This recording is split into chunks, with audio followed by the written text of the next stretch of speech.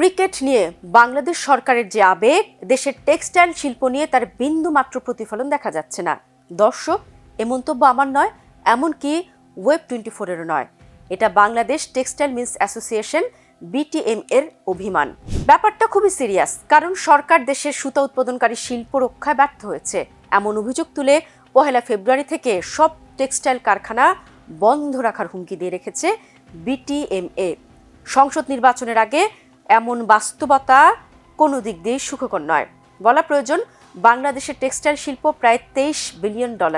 খেয়াল করুন দর্শক, এই বন্ধ রাখার যে ঘোষণা, তা শুধু একটি শিল্প খাতের সাময়িক সংকট বা মালিক পক্ষের হঠাৎ আবেগী সিদ্ধান্ত নয়, বরং দীর্ঘদিনের রাষ্ট্রীয় অবহেলা, নীতিগত ব্যর্থতা এবং বাজার বাস্তবতার সঙ্গে রাষ্ট্রের সংঘাতের জমাট ফল।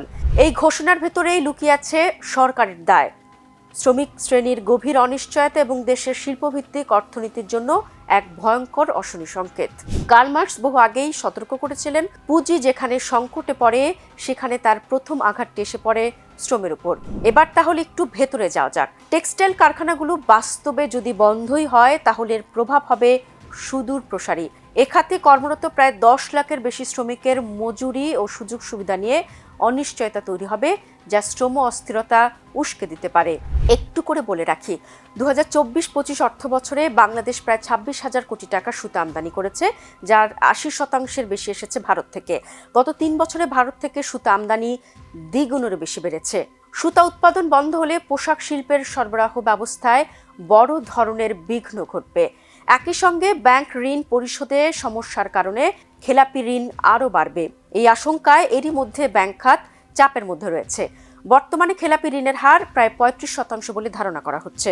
বলা হয়, টেক্সটাইল শিল্প বাংলাদেশের তৈরি পোশাক শিল্পের মূল ভিত্তি। অথচ বিদ্যুৎ, গ্যাস ও জ্বালানির দাম ধারাবাহিকভাবে বাড়ানো হলেও এই খাতের জন্য কোনো কার্যকর সুরক্ষা নীতি গড়ে ওঠেনি।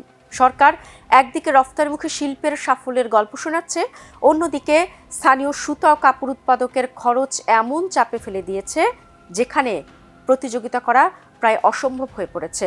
যেহেতু রফতানিমুখী শিল্প, সেহেতু আন্তর্জাতিক বাজারের তুলনা এসেই পড়ে।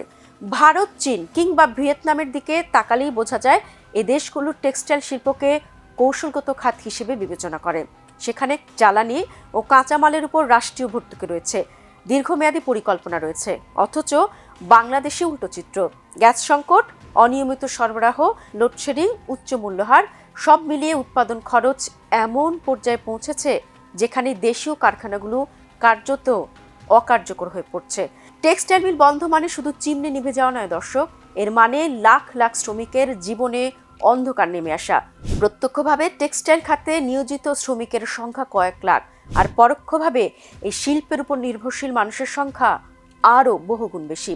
বাংলাদেশের শ্রমিকদের জন্য কার্যকর সামাজিক নিরাপত্তা ব্যবস্থা এমনিতেই নেই। মিল বন্ধ হলে শ্রমিকরা কোথায় যাবে, সে প্রশ্নের কোনো উত্তর সরকারের কাছ থেকে এখনো শোনা যায়নি। এর ফল হিসেবে বাড়বে বেকারত্ব, সামাজিক অস্থিরতা, গ্রামীণ দারিদ্র্য, শহরমুখী চাপ। তাহলে কি দেশের এত বড় একটা খাত এমন স্থবিরই থাকবে? নিশ্চয়ই তা কাম্য নয়।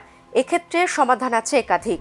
যেমন শ্রমিকদের জন্য সামাজিক নিরাপত্তা ব্যবস্থা গড়ে তুলতে হবে, জ্বালানি ও ইউটিলিটি নীতি পুনর্গঠন করতে হবে, আমদানি কোটা নির্ধারণ, LDC নীতিমালার আলোকে টেক্সটাইল মিলগুলোকে নির্দিষ্ট সময়ের জন্য সীমিত নগদ সহায়তা বা বিশেষ ঋণ সুবিধা দেওয়া। কিন্তু সবচেয়ে ভালো সমাধান পেতে হলে সংশ্লিষ্টদের সাথে নিয়ে অতি দ্রুত বসতে হবে সরকারকে। এটাই প্রাথমিক সমাধান। এখন শুধু প্রয়োজন সরকারের আন্তরিকতা ও স্মার্টনেস।